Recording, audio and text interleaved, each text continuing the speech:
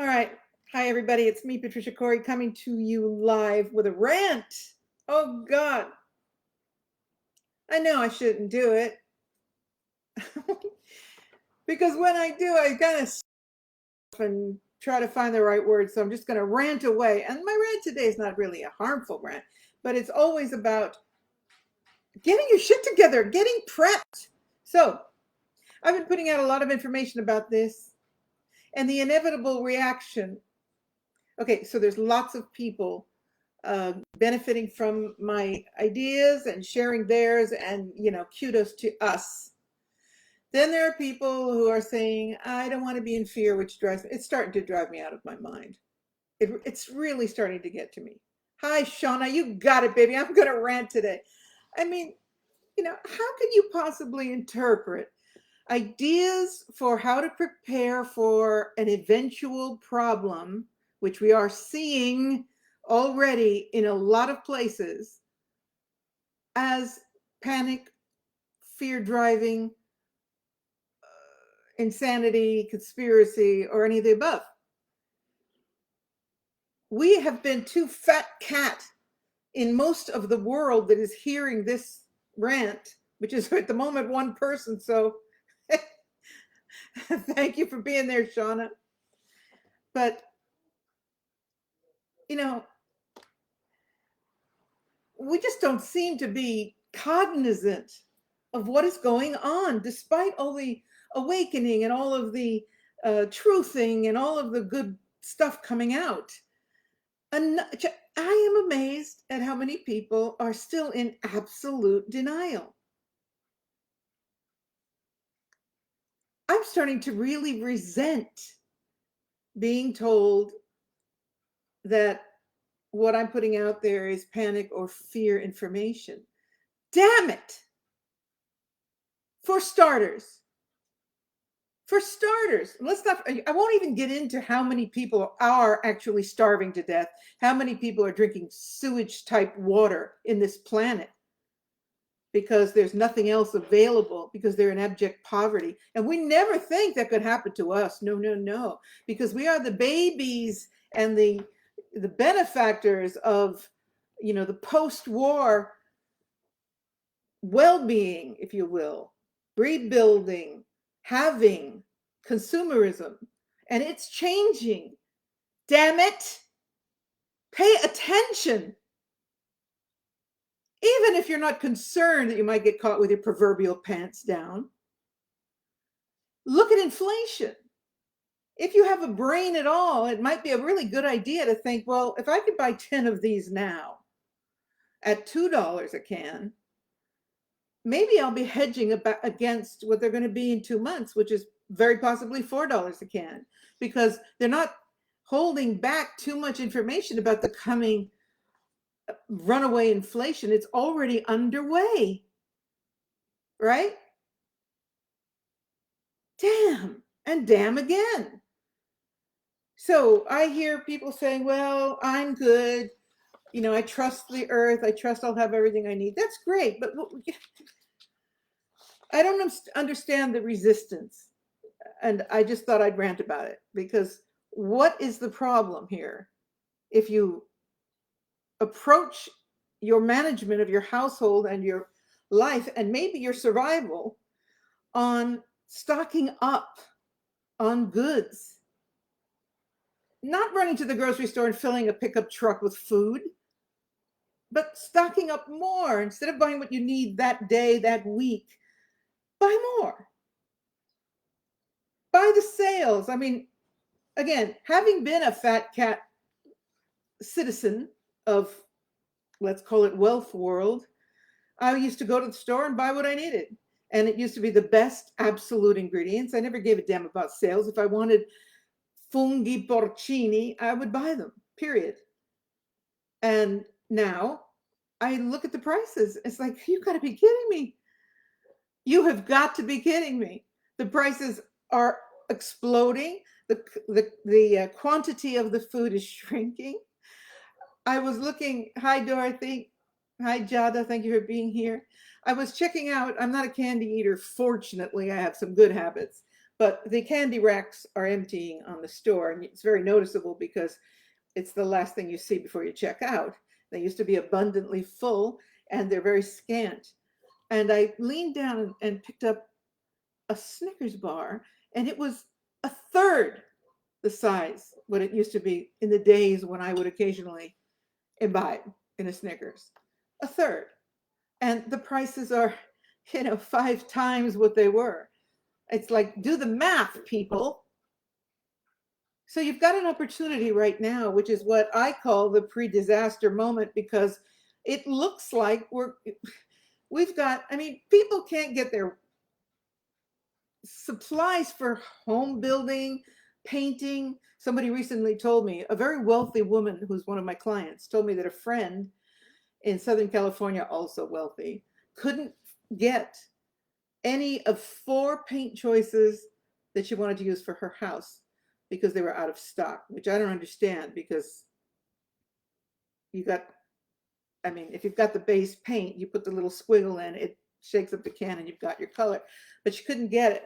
So I guess the little squiggle pigmentation devices or quantities are running out, and trucks are not being fixed, and trucks are piling up, and supply trucks are not running, and not only because they're rebelling and protesting, but because their trucks are breaking down, the planes are breaking down, there's no supplies coming out of China. Hello, you have a window right now, and I'm screaming about this over and over and over again. But if you choose not to take it, then when we go into crisis mode, please don't look back and say, gee, I should have listened, or gee, I didn't have information available. My approach here is so sane and simple. Get out to the store, look around you, see what is in stock, which is, I went to the one store we have here. We have 1.5 actually. And, but for all intents and purposes, we have one supermarket and a little market, right? Several of the products that I normally buy were gone. And I'm thinking, let me have a store in my house of things that have long shelf value. Why is this hard? Why is the idea of prepping hard? And people say, oh, well, it's okay for me, but my husband won't eat it. Somebody wrote this to me. My husband refuses to eat dehydrated food. And I was like, yeah, until he's starving. Maybe then he'll have a different attitude about a wonderful pot of rehydrated vegetable soup. So in the days ahead, and forever, how long is it I've been going on about this? I have been ranting and providing information and as much and references and all this stuff, but still people say, I don't want to live in fear, and therefore I'm fine the way I am. Okay, great. But when you're starving, you won't have a right to go to someone who's been prepping and sacrificing maybe in order to do that. You won't have that right. But you'll do it anyway, because anywhere you can get food, you'll go. I hope we don't come to that, but you know what? It's not looking good here.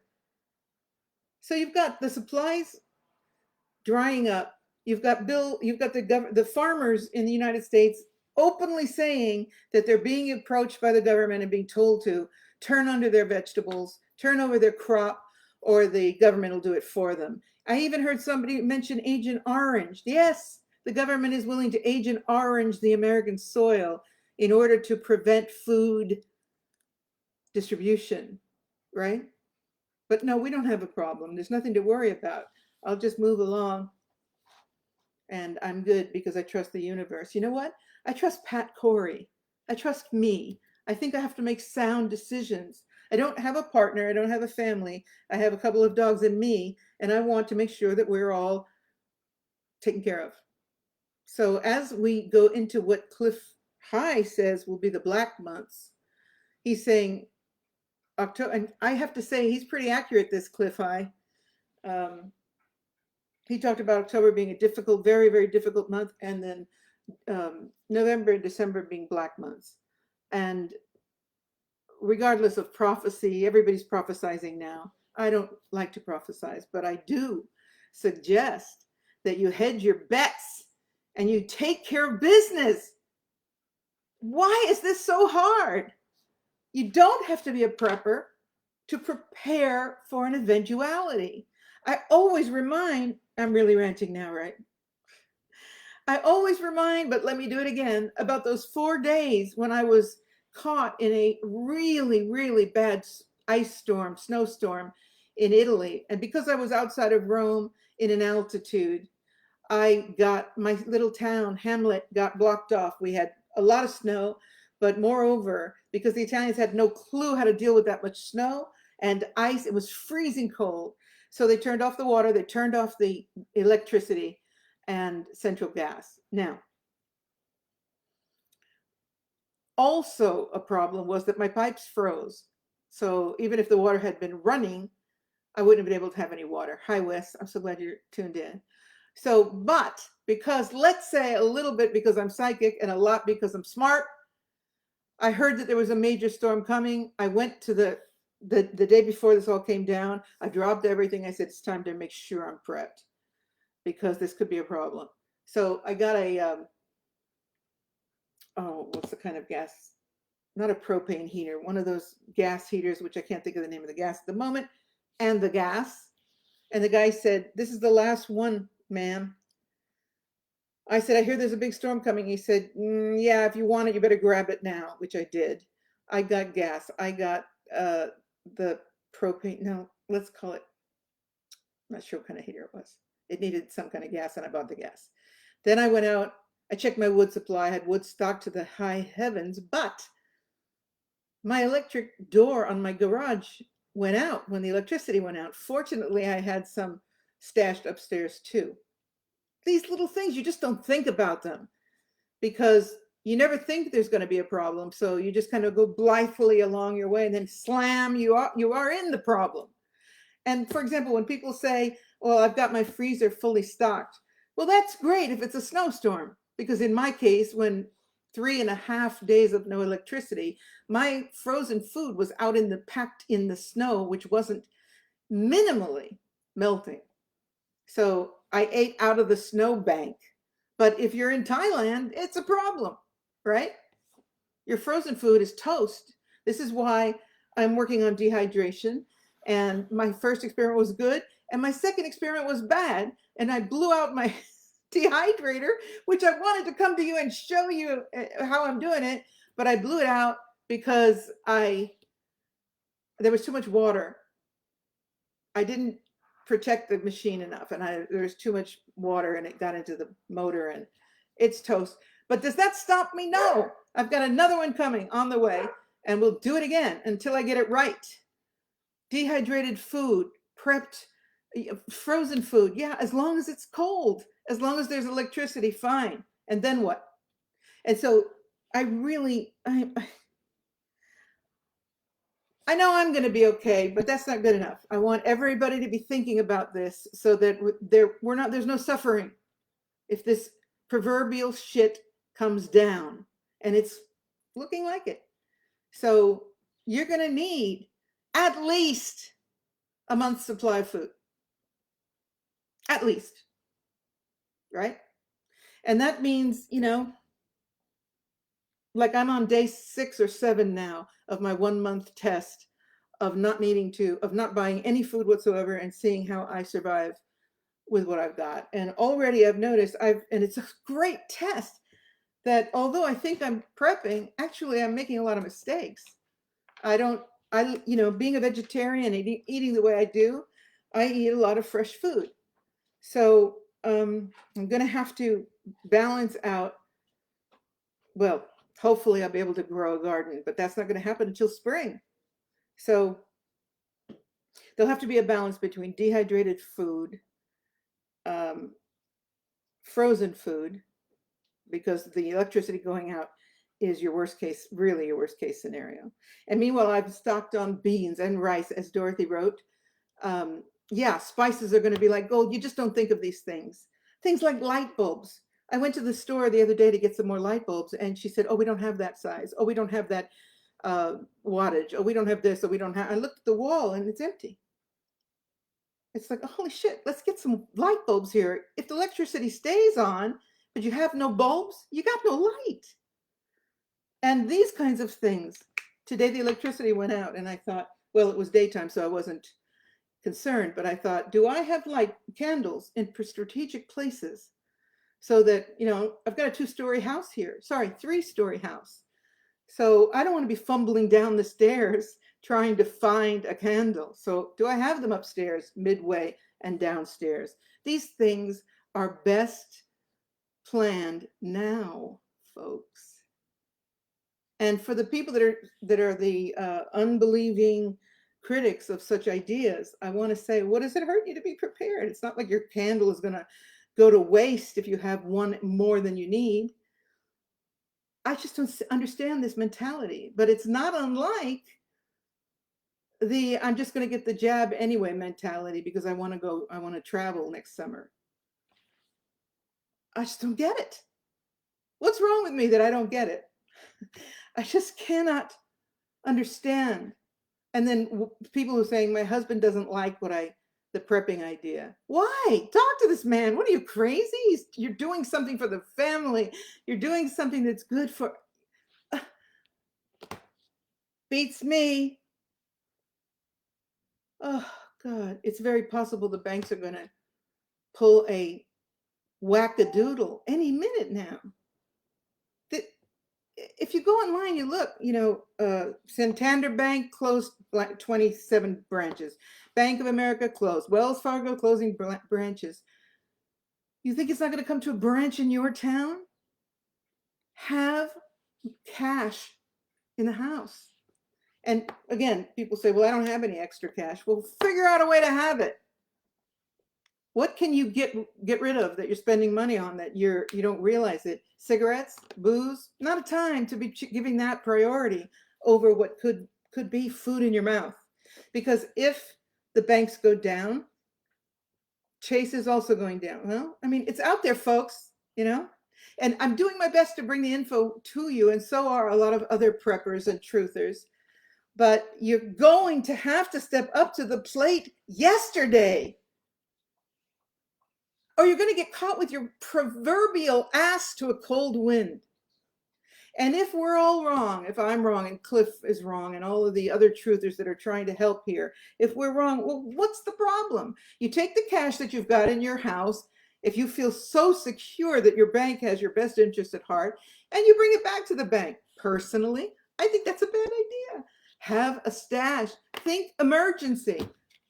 When those 5 days, when eventually things started to get back together, it was 5 or 6 days in Rome.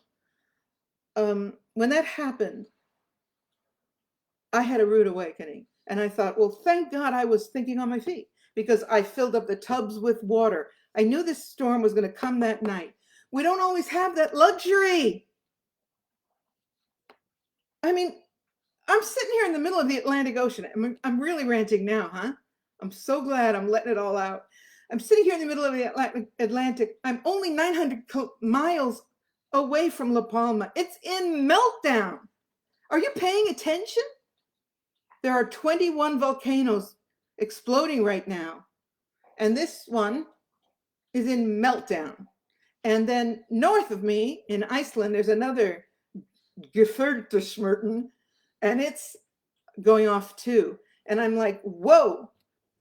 I'm sitting on a volcanic island, and if you've seen my pictures of my beautiful view, it looks out on a volcanic island across the way, a 30-minute ferry ride to the next island called Pico, and it's an active volcano. So is it a good idea I'm not sitting here worrying about it, I wouldn't be here, but how about some emergency equipment here? One can say, well, yeah, if it blows, it's going to end up like Herculaneum in Rome, but there are many levels of emergency to prepare for. So I repeat, when those 4 days happened, I keep changing the days, 3, 4, 5 in Rome. The critical days were 3.5, 4 days, and the additional difficult days were another 2.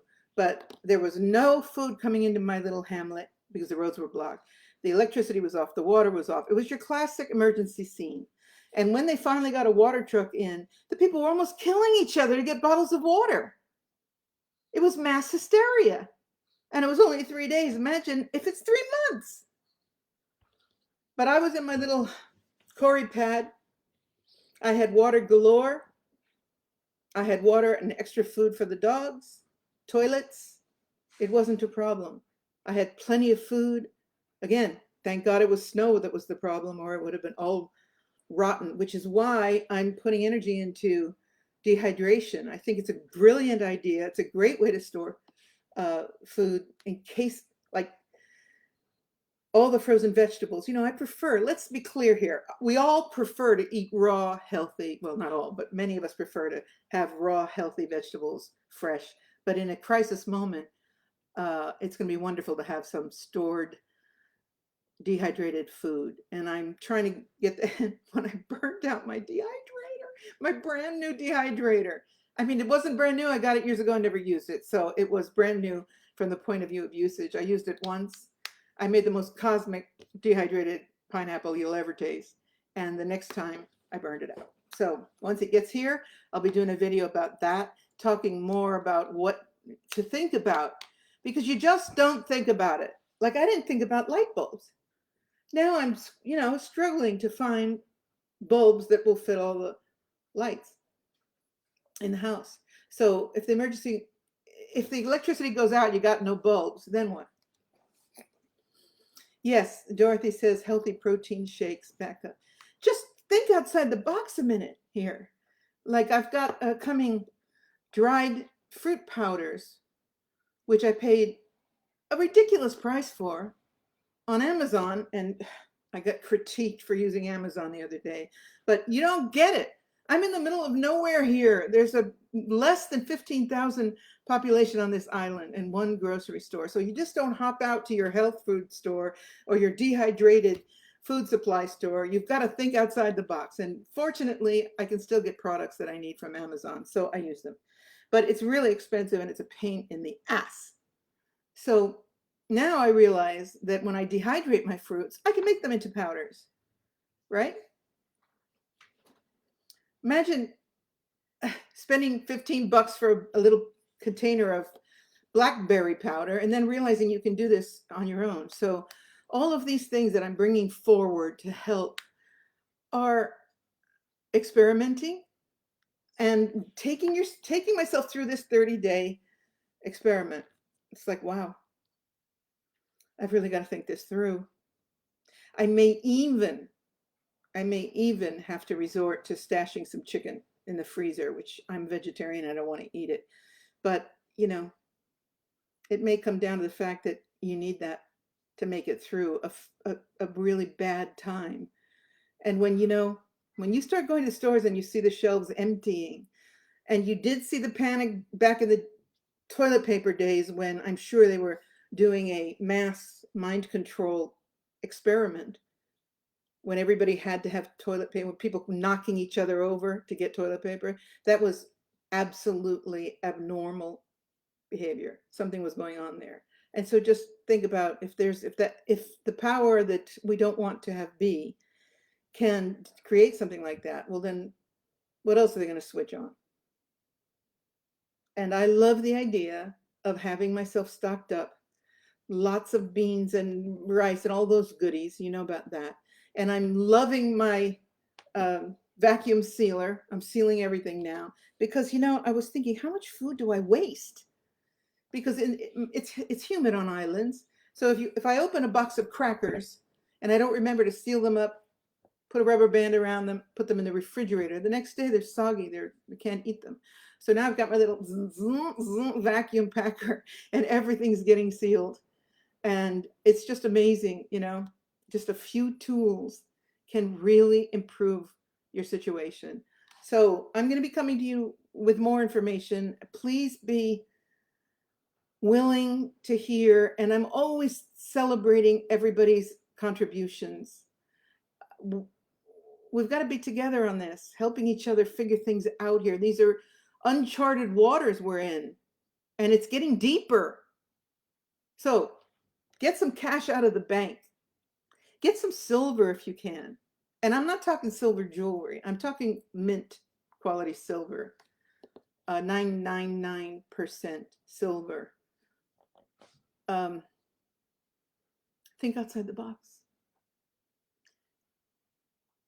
I asked a friend here, if you, a man, let's say, why am I being mysterious about this? I asked a male friend here, if he, what would be the one thing that he would go crazy if he couldn't get, if we didn't get the ship in, because we have, I've told you before, we have one ship bringing supplies in every week. If that ship doesn't come, then what? Well, we have dairy, we have cows, we've got farming here. We're probably okay, but what is the one thing that you would miss? And he said cigarettes. I said, what is the second thing you would miss? And he said, whiskey.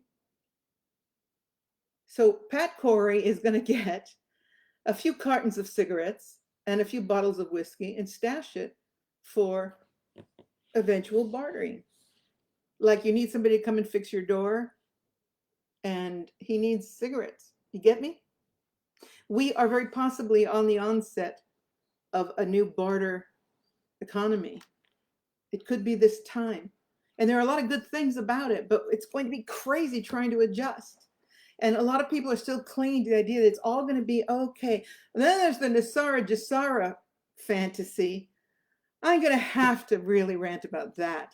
You know, what is it? 10 years we're hearing about Jasara Nasara, and in the end, what is it? Socialize, the concept of everybody having enough money and not working, which is interesting how anything would ever move forward again if nobody's working. Problem number one. Problem number two, where's this money going to come from? I think Jasara and Nasara, oh man, I can hear the people screaming now, is a socialist, communist con.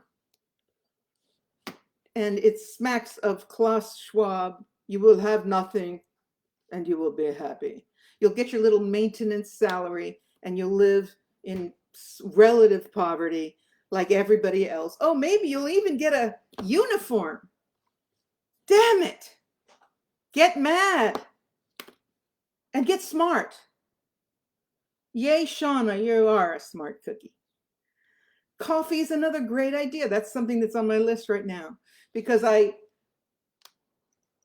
blah, blah, so tired of it all. Are you tired of me talking, Dorothy? That hurts my feelings. I'm going to keep talking. Why did you say blah, blah, so tired of it all, for God's sakes? Getting coffee is really smart, especially if you're a coffeeaholic like me. And I'm going to go out and get some beans, bags of beans instead of the ground coffee because they'll last longer. So please think about these things. And no, I don't. I think we should keep talking. No blah, blah. Unless you were referring to Jasara Nasara, in which case my feelings won't be hurt. But